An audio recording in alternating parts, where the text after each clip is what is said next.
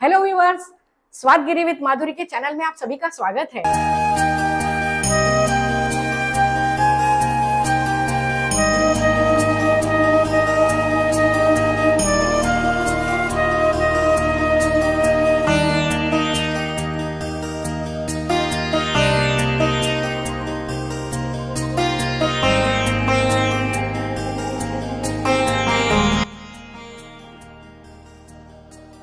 मुझे माता जी का प्रसाद मिला है। ये है मंदिर के ऊपर का व्यू।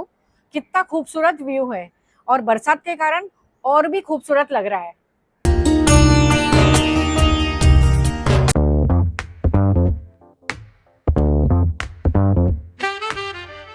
हेलो व्यूअर्स, स्वादगिरी विद माधुरी के चैनल में आप सभी का स्वागत है। चलिए आज चलते हैं नायगांव के चंडिका मंदिर में। देखिए व्यूअर्स, अभी हम चंडिका मंदिर पहुंच गए हैं, तो चलिए अंदर देखते हैं।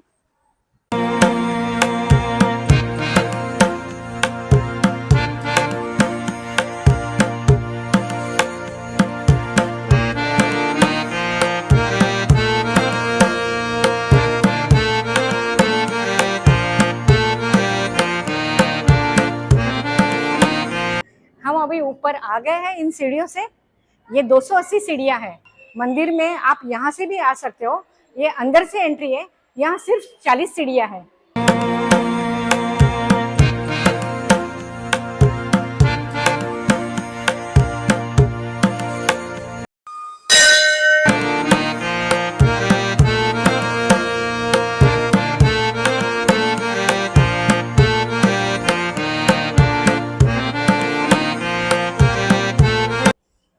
ये है कालिका, ये चंडिका और ये महिषासुर मर्दिनी और बाजू में गणेश जी।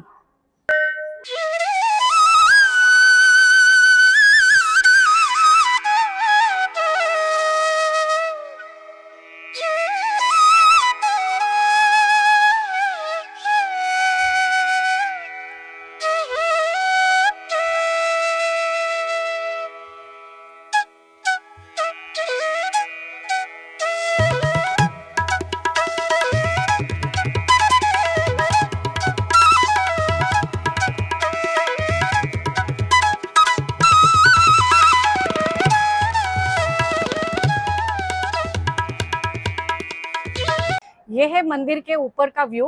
कितना खूबसूरत व्यू है और बरसात के कारण और भी खूबसूरत लग रहा है। इस मंदिर में बंदर भी बहुत आते हैं।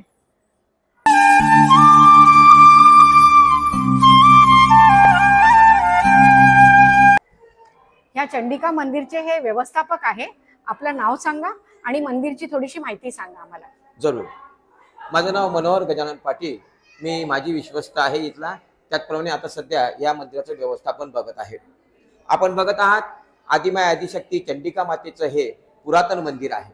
हे जरी चंडिका मातेचं मंदिर असलं तरी या मंदिरात कालिका आणि महिषासुर मर्दिनी या तीन उग्र देवता, त्याशिवाय गजानन गणपती या मंदिरात आहेत। हे पांडवकालीन मंदिर आहे। असं सांगितलं जातं की पांडवांनी या ठिकाणी या मातेची स्थापना केलेली आहे। या मंदिरामध्ये साधारणतः साधारणतः 18व्या शतकापासून या मंदिराचा विकास व्हायला सुरुवात झाली। आता आपण बघत आहात हे पांडवकालीन जरी मंदिर असलं तरी मंदिराच्या पश्चिम बाजूला सुरुवातीला 135 पायऱ्या होत्या, आता 199 पायऱ्या झालेल्या आहेत। पायऱ्यांची व्यवस्था केलेली आहे। पूर्व बाजूला उद्वाहकाची व्यवस्था आहे। त्याचप्रमाणे चौथ्या मजल्यावर आपण आता आहोत। हे मंदिर वसई तालुक्यातील आणि पूर्वीच्या ठाणे आणि आताच्या पालघर जिल्ह्यातील जुचंद्र गावच्या गिरी शिखरावर समुद्र सपाटीपासून साधारणतः 400 फूट उंचीवर आहे। या मंदिरामध्ये जे मुख्य उत्सव चालतात ते चैत्र वद्य संकष्ट चतुर्थीला आदिशक्तीचा पालखी सोहळा असतो। यात्रोत्सव साधारणतः 3 दिवस चालतो। पालखी सोहळ्याच्या 1 दिवस अगोदर चैत्र वद्य तृतीयेला अभिषेक असतो, तर चैत्र वद्य पंचमीला या ठिकाणी पोहा कुस्त्यांचे आखाडे भरले जातात। यात्रोत्सव मोठ्या उत्साहात आनंदात 3 दिवस चालतो। या यात्रोत्सवाला जवळजवळ लाखो भाविक आदिशक्तीच्या दर्शनाला येतात। त्याचप्रमाणे यात्रोत्सवाप्रमाणे या मंदिरामध्ये आदिशक्तीचा अश्विन शुद्ध प्रतिपदेला घटस्थापना होऊन नवरात्राला प्रारंभ होते। नवरात्रामध्ये 9 दिवस येणाऱ्या भाविकांना चहापान सेवा विनामूल्य दिली जाते। अगदी चप्पल सांभाळण्यापासून त्यांना प्रसादापर्यंत सगळी व्यवस्था केली जाते. 30 रुपयामध्ये या ठिकाणी अन्नछत्र चालवलं जातं. भाविक भक्तांना सर्व सुविधा मंदिराच्या वतीने देण्यात येत आहेत. मग पार्किंग व्यवस्था असेल, पाणपोईची व्यवस्था असेल, तर सर्व व्यवस्था मंदिर समितीच्या वतीने दिल्या जातात. त्याचप्रमाणे मंदिर समितीच्या वतीने प्रतिवर्षी फक्त 100 रुपयामध्ये कुठलेही जातपात न पाहता 101 रुपयात सामुदायिक शुभविवाह सोहळ्याचं आयोजन केलं जातं. सलग यंदा 2025 मध्ये 18 वर्ष या विवाह सोहळ्याला झालेली आहेत. आतापर्यंत हजारो नव दाम्पत्यांचा विवाह या मंदिर समितीने केलेला आहे. त्याचबरोबर बालकी सदानंद महाराज यांच्या आशीर्वादानं आदिशक्तीच्या मंदिराच्या पूर्व पायथ्याशी भव्य असं ज्ञानेश्वरी ग्रंथ पारायण सोहळा असतोय. जवळजवळ 3 वर्ष झालं हा पारायण सोहळा दत्त जयंतीनंतर प्रारंभ केला जातो. अशा पद्धतीने ह्या मंदिराचा विकास झालेला आहे.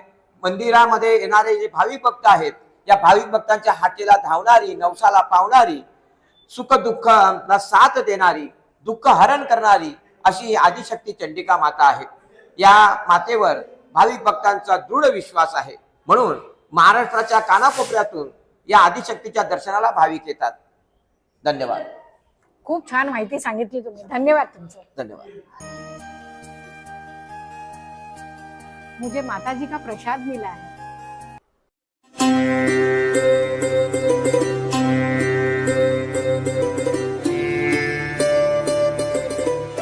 चंडिका माता का दर्शन करके मुझे बहुत अच्छा लगा. आप भी इस मंदिर में जरूर आइए.